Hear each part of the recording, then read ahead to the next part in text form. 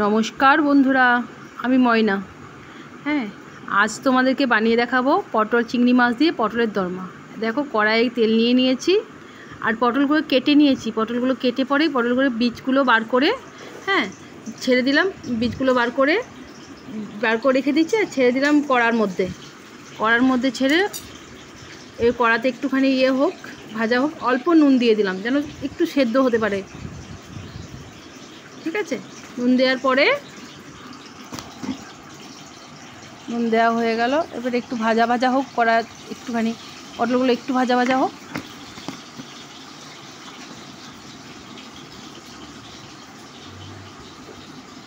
পোস্ত দিয়ে খেয়েছি, কিন্তু চিংড়ি মাছটা গোটা দিই না। গোটা দিলে আমার ছোটো মেয়ে চিংড়ি মাছ বলে আমাকে বেছে দাও, তার থেকে চিংড়ি মাছ বেটে দিয়েছি। খেতেও খুব সুন্দর লাগে, দারুণ লাগে খেতে। হ্যাঁ, আর অত বোঝাও যায় না, পুরো মিহি হয়ে যায় জিনিসটা, ব্যাপারটা।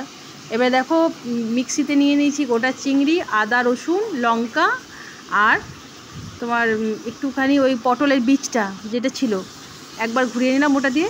এদিকে আমার মোটামুটি পটলটা ভাজা হয়ে এসছে। পটলটা মোটামুটি ভাজা হয়ে এসছে। দেখো, হালকা 90% ভাজা হয়ে গেছে পটলটা। পটল আজ তো বড়ো মেয়ে খায় না পটল, হ্যাঁ, আর ছোটো জনও খাবে না। তো আমাদের দুজনের জন্য দুটো চারটে বানিয়েছি, বেশি পটল ভাইকে আজকে বানাইনি। তো এবারে পটলগুলো তুলে রেখে দিলাম তেল থেকে। তেল থেকে তোলা হলো। তোলার পরে এরপর দিয়ে দিলাম সেই পেস্টটা যেটা বানিয়েছিলাম, চিংড়ি মাছ, আদা রসুন কাঁচা লঙ্কা আর পটলের বীজ দিয়ে যে একটা পেস্ট মিক্সিতে আমি বানিয়েছিলাম, সেটা দিয়ে দিলাম কড়ার মধ্যে। সেটা একটু করে ভাজা ভাজা হয়ে এলো, হালকা করে, বেশি তেল দিইনি। তবুও যেহেতু চিংড়ি মাছটা আছে না ভাজাটা, সেই জন্য এটা তেলটা বেশি লাগছে। হ্যাঁ, যাই হোক, এবার তুলে নিলাম। ওটাও ভাজা হয়ে গেল। ওটাও ভেজে নিলে ভালো করে, একটু হালকা করে ভেজে নিলে, বেশি ডিপ করে কিন্তু ওটা ভাজবে না।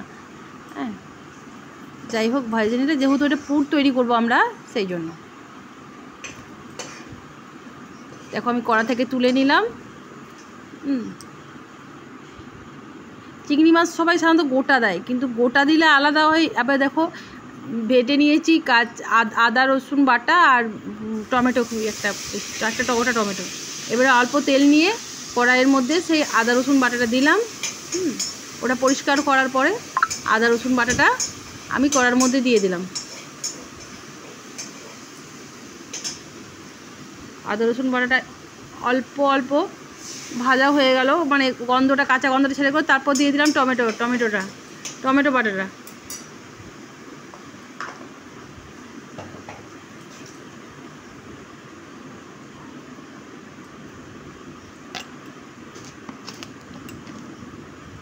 রান্নাতে বললে হবে, সত্যি বললে হবে, বলো, কষ্ট আছে, খেলে হবে, কষ্ট আছে।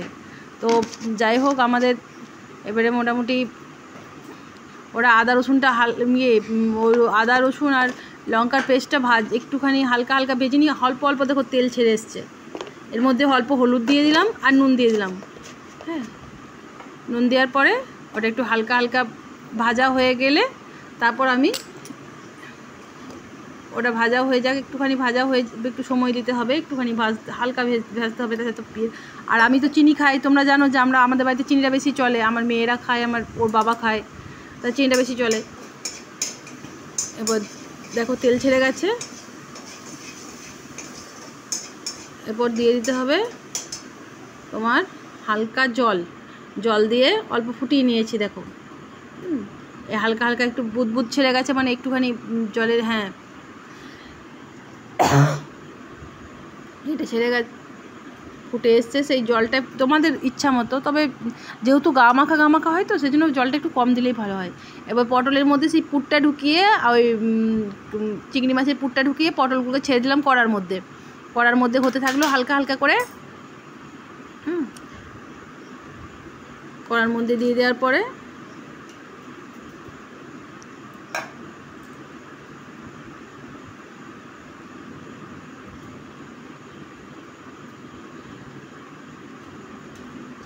এদিক ওদিক একটু করে পাল্টে নেবে। আর ফুটতে লাগলো, দেখো ফুটে এসেছে। একটু জলও দিয়ে দিলাম, থালার মধ্যে যে এটা লেগেছিলো মশলাটা ছিল সেটা দিয়ে একটু জলও দিয়ে দিলাম। পটলগুলোকে একটুখানি এদিক ওদিক করে নেবে, তাহলে উল্টিয়ে দিলে কী হবে, এই সাইডটা হয়ে ওই সাইডটাও মানে ইয়ে হয়ে যাবে। আর যেহেতু পটলের খোসাগুলো ভালো করে তো আমরা ছাড়াই না, হালকা হালকা ছাড়াই পটলের দরমা করার জন্য। এবারে দেখো মশলাটা পুরো ঢুকে গেছে ওর মধ্যে, খানিকক্ষণ ঢাকা দিয়ে মশলাটা পুরো ঢুকে গেছে। আর দেখো খাবারটাও দেখো